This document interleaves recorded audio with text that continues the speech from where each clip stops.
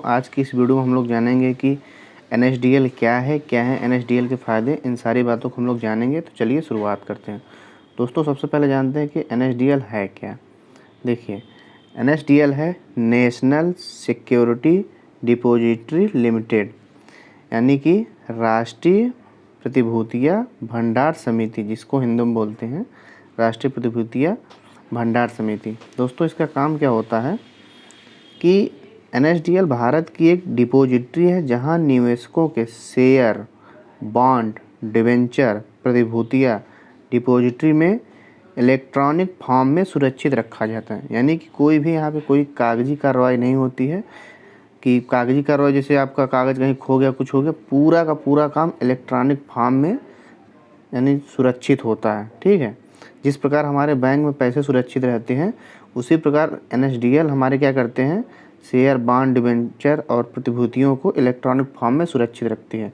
NSDL देश की सबसे बड़ी और पुरानी डिपॉजिटरी है। अब देखिए, एनएसडीएल की स्थापना कब हुई थी, इसके बारे में जान लेते हैं। उसके बाद हम लोग एनएसडीएल का क्या फ़ायदा है इसको देखते हैं। देखिए, एनएसडीएल की स्थापना जो है 8 नवंबर 1996 में हुई थी और एनएसडीएल एनएसई के साथ कई बैंकों ने मिलकर स्पॉन्सर किया था। एनएसडीएल को एनएसई और आईडीबीआई बैंक के द्वारा प्रमोट किया गया। एनएसडीएल का मुख्यालय यानी जो हेडक्वार्टर है मुंबई, भारत में स्थित है। अब देखिए, एनएसडीएल के क्या है फ़ायदे, इनको जानना सबसे ज़्यादा ज़रूरी है, क्योंकि आप जब तक फ़ायदे नहीं जानेंगे तब तक आप एनएसडीएल में इंटरेस्ट कैसे लेंगे। देखिए, एनएसडीएल का पहला फ़ायदा यही है कि एनएसडीएल निवेशकों के डीमेट अकाउंट ओपन करता है। यानी आप कोई भी शेयर मार्केट में कुछ भी करना है तो आपके पास डीमेट अकाउंट होना चाहिए। तो जितने भी ब्रोकर होते हैं, इन सब का जो एनएसडीएल अकाउंट वो खुलवाते हैं या तो लोगों को खुलवाते हैं, ये सारा काम एनएसडीएल के थ्रू ही किया जाता है। एनएसडीएल अपने ग्राहकों को प्रतिभूतियों का रिकॉर्ड रखती है, यानी पूरा का पूरा रिकॉर्ड इलेक्ट्रॉनिक फॉर्म में होता है कि कोई भी चीज़ लीक नहीं हो सकती। पूरा इसको ये समझ लीजिए कि बहुत ही अच्छे तरीके से रिकॉर्ड रखती है, जांच पड़ताल करके ही। शेयर मार्केट में रोज़ाना होने वाले लेन देन को मैनेज करती है, क्योंकि शेयर मार्केट इतना बड़ा मार्केट है, इसमें रोज़ाना होने वाले लेन देन को मैनेज करती है। अपने ग्राहकों के शेयर के लेन देन में रिकॉर्ड को मेंटेन करती है, एक एक ग्राहक का रिकॉर्ड को मेंटेन किया जाता है। एनएसडीएल के आने से निवेशक कम लागत में भी ट्रेडिंग कर सकते हैं।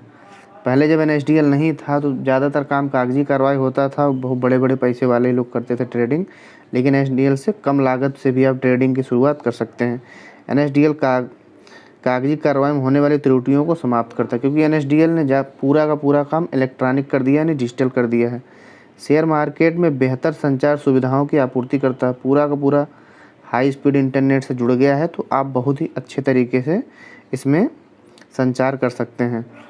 भौतिक प्रमाण पत्र से जुड़े सभी जोखिमों को समाप्त करता। पहले क्या होता था कि आप अगर ट्रेडिंग करें तो आपके पास क्या सबूत है, कागज़ होना चाहिए, ये होना चाहिए, दुनिया भर की चीज़ें, इन सब चीज़ों को समाप्त कर दिया गया। पहली बार में आपके सारे डॉक्यूमेंट वेरीफाई कर दिए जाएंगे, बाद के लिए आपसे कोई भी डॉक्यूमेंट नहीं मांगा जाएगा, ये समाप्त कर दिया।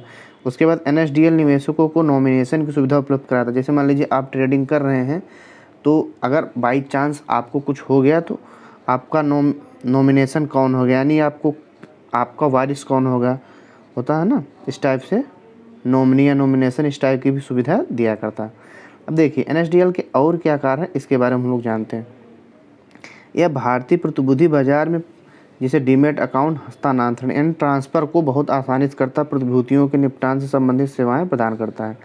एनएसडीएल ई गवर्नमेंट इंफ्रास्ट्रक्चर लिमिटेड एक अलग कंपनी है। यह पैन कार्ड जारी करने से संबंधित सेवाएं प्रदान करता है। यानी एनएसडीएल के और बहुत सारे काम हैं। एनएसडीएल राष्ट्रीय पेंशन प्रणाली एनपीएस के केंद्रीय रिकॉर्ड रखने वाली एजेंसी के रूप में भी काम करता है। जो राष्ट्रीय पेंशन प्रणाली है उसके भी रिकॉर्ड एनएसडीएल ही रखती है, क्योंकि ये बहुत बड़ी इलेक्ट्रॉनिक सिक्योरिटी डिपॉजिटरी है। अब देखिए, एनएसडीएल के प्रमुख उद्देश्यों में से क्या है उसको हम लोग जानते हैं। एनएसडीएल का प्रमुख उद्देश्य था यानी इसके स्थापित करने की भारतीय वित्तीय बाजार में कागजी कार्रवाई को ख़त्म किया जाए, क्योंकि उस दौरान बहुत सारे लोग इसमें जालसाजी होने लगा था, और इलेक्ट्रॉनिक फॉर्म में सिक्योरिटी को स्टोर करना। एनएसडीएल का उद्देश्य भारतीय वित्तीय बाजार में जोखिम को और लागत को कम करना। देखिए, सबसे बड़ी बात कि यहाँ पे जो लोग पहले क्या होता था कि बहुत सारे फर्जी लोग ट्रेडिंग करते थे या तो पैसा जालसाजी कर लेते थे, पता नहीं चलता था। अब एनएसडीएल जब से है, शुरुआत में ही एक-एक कस्टमर को बहुत अच्छे से वेरीफ़ाई कर लिया जाता है, तो शेयर मार्केट में एनएसडीएल के आने से जोखिम बहुत ही कम हो गया है। तो जोखिम और लागत को कम करने की दक्षता वृद्धि करता है। भारतीय पूंजी बाजार में निवेशकों को ब्रोकर को नवीनतम प्रौद्योगिकी प्रणालियों से उपयोग करने के लिए समर्थन करता है। एनएसडीएल का उद्देश्य जो नई-नई टेक्नोलॉजी आती है उसको भी तुरंत एनएसडीएल सुधार करता है। एनएसडीएल का उद्देश्य भारतीय वित्त बाजार में सुरक्षा और विश्वसनीयता को सुनिश्चित करना।